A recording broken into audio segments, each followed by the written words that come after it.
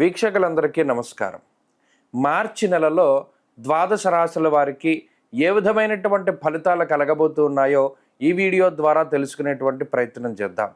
క్రోధీనామ సంవత్సరంలో చిట్ట చివరి మాసం ఈ మార్చి నెల. ఈ పాల్గొన మాసంలో గ్రహ సంపత్తిని గనక మనం పరిశీలనం చేస్తే గురుడు వృషభ రాశి యందు సంచారం చేస్తూ ఉన్నారు. మిథునమందు కుజుని యొక్క సంచారము కొనసాగుతూ ఉన్నది. కన్యారాశి యందు కేతుగ్రహం సంచారాన్ని ఆయన కొనసాగిస్తూ ఉన్నారు. అలాగే ఈ నెల మార్చి 15వ తారీఖు వరకు కూడా కుంభరాశి యందు రవి శనేశ్వరుడితో కలిపి సంచారం చేస్తూ 15వ తారీఖు నాడు మీనరాశిలోకి రవి యొక్క ప్రవేశం అనేటువంటిది జరగబోతూ ఉన్నది. అలాగే ఈ మాసం చివరిలో 29వ తారీఖున శనేశ్వరుడు తన యొక్క స్వక్షేత్రమైనటువంటి కుంభరాశిని వదిలిపెట్టి మీనరాశిలోకి ఆయన యొక్క సంచారాన్ని ప్రారంభం చేస్తారు. అప్పటికే మీనరాశిలో రాహువు, బుధుడు, శుక్రగ్రహాలు మీనరాశిలోని ఈ మాసం ప్రారంభం నుండి తమ యొక్క సంచారాన్ని కొనసాగిస్తూ ఉన్నటువంటి తరుణంలో రవి, శనేశ్వరుడు అలాగే చంద్రుడితోటి కలుపుకొని మీనరాశి యందు ఈ మాసం చివరిలో అనగా 29వ తారీఖు లగాయితూ ఒక 2.5 రోజుల పాటు షష్టగ్రహ కూటమి అనేటువంటిది జరగబోతూ ఉన్నది. ఒక 2.5 రోజుల తర్వాత అనగా ఏప్రిల్ 1వ తారీఖు నుండి చంద్రుడు మారిపోవడంతో ఈ షష్టగ్రహ కూటమి పంచగ్రహ కూటమి కింద తగ్గుతుంది. ఆ తదుపరి కొన్ని రోజులకి శుక్రుని యొక్క మార్పుతోటి 4 గ్రహాల యొక్క కూటమిగా ఉంటుంది. ఆ తర్వాత దాదాపుగా మీనరాశిలో శని రవులు మాత్రమే మిగులుతారు ఈ మాసం చివరికి, అలాగే ఈ మే నెల వచ్చేసరికి. అయితే ఈ షష్టగ్రహ కూటమికి సంబంధించిన వీడియోలు ఆల్రెడీ మనం చేయడం జరిగింది.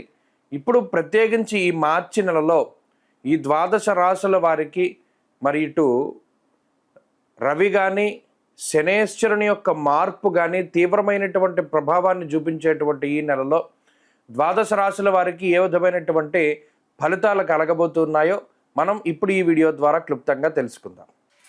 సింహరాశి వారికి మార్చి నెలలో మిశ్రమమైనటువంటి ఫలితాలు కనబడుతూ ఉన్నాయి.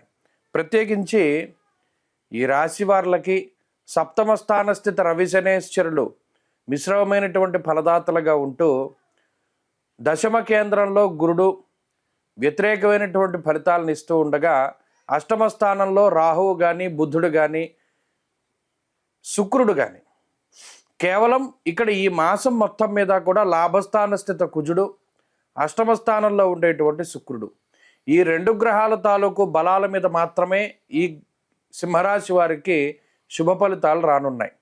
ప్రత్యేకించి 15వ తారీఖున మారేటువంటి రవిగ్రహము, మాసాంతంలో మారేటువంటి శనేశ్వరుడు, ఇలా గ్రహాలన్నీ కూడా ఎక్కువ అష్టమ స్థానమందు కూడుకొని ఉంటూ ఉన్నటువంటి కారణం చేత దుర్దోష శత్రు సంవాద గమనాగమనం వ్యధ అన్నది శాస్త్రం. అలాగే చిత్తభ్రంశం వాతరోగ అన్నది శాస్త్రం. అంతేకాకుండా అష్టమ స్థానమందు ఎక్కువ గ్రహాలు కూడి ఉండడం కూడా అంత మంచిదిగా చెప్పబడి లేదు. మనం గోచారరీత్యా ఫలితాలను చూసినప్పుడు ద్వాదశాష్టమ జన్మస్థ అని మాట్లాడతారు. అనగా అటు వ్యయంలో కానీ అష్టమంలో కానీ ఎక్కువ గ్రహాలు కూడి ఉండడం అనేటువంటిది కొంత వ్యతిరేకమైనటువంటి ఫలితాలకే దారి తీస్తూ ఉంటుంది.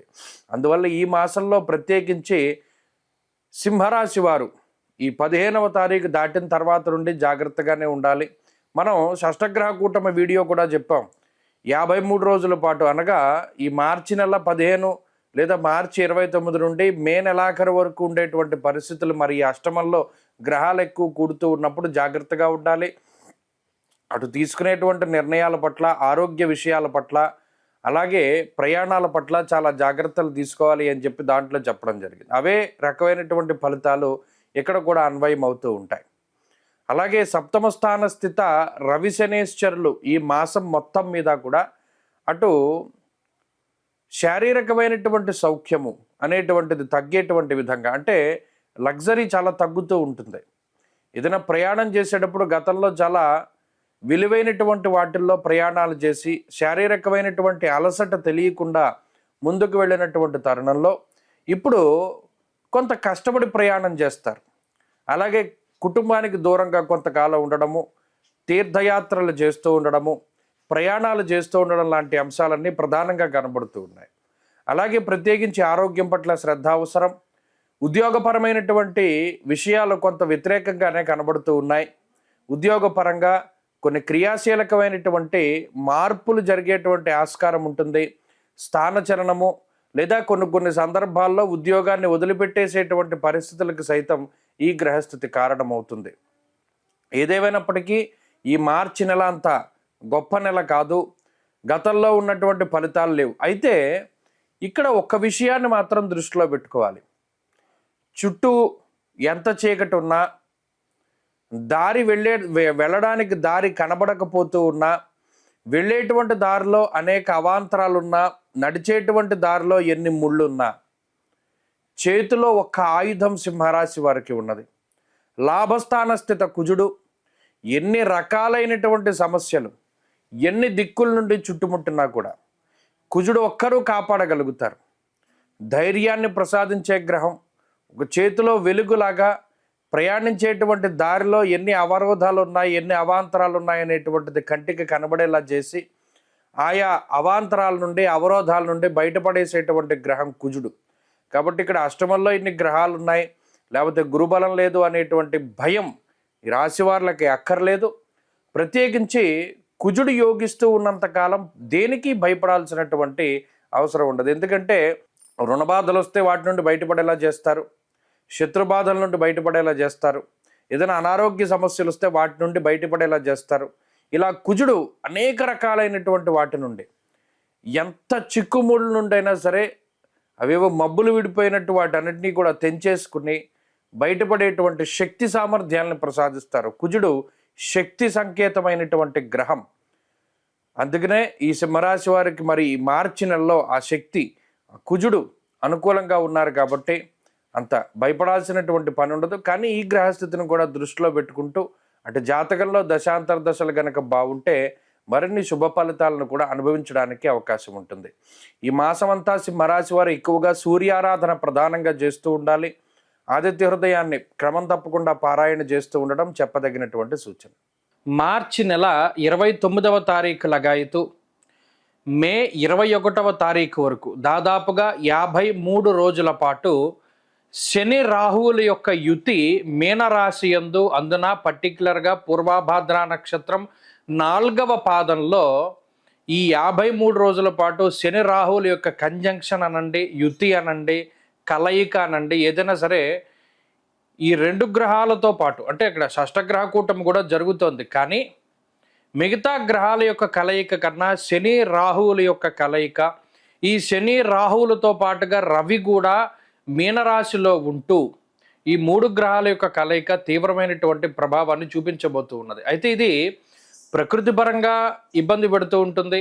ఈ షష్టగ్రహ కూటమి వల్ల ప్రకృతి పరంగా వచ్చేటువంటి విపత్తుల గురించి మనం ఆల్రెడీ ఒక వీడియో చేసాం, అది డిస్క్రిప్షన్లో ఉంది. అయితే ఇప్పుడు చేస్తున్నటువంటి ఈ వీడియో ప్రత్యేకించి ద్వాదశ రాశుల వారికి శని రాహువుల యొక్క యుతి వల్ల వచ్చేటువంటి విపరీతమైనటువంటి ఫలితాలు ఏమిటి, ఇందులో కొంతమంది విపరీతంగా లాభపడేటువంటి సందర్భాలు ఉన్నాయి. ప్రత్యేకించి శని రాహువులు కలిసి యోగిస్తే ఓవర్ నైట్ స్టార్స్ అని చేస్తారు ఆ 2 గ్రహాలు కూడా. అంటే ఎలా ఉన్నవాడైనా, ఉదాహరణకి చూడండి, ఈ కుంభమేళాలో కొంతమంది అలాగే ఓవర్ నైట్లో స్టార్స్ అయ్యారు. అంతా పీక్లో శని రాహువులు యోగిస్తే స్టార్డమ్ వస్తుంది. అది ఏదైనా సరే, అంటే ఆర్థికంగా ఉపయోగపడుతుంది, లేకపోతే ఇంకోటి అది ప్రయోజనాన్ని పక్కన పెడితే అంత విపరీతంగా యోగిస్తారు. అలాగే శని రాహువులు ఇబ్బంది పెడితే అంతగానో ఇబ్బంది పెట్టేటువంటి పరిస్థితులు ఉన్నాయి.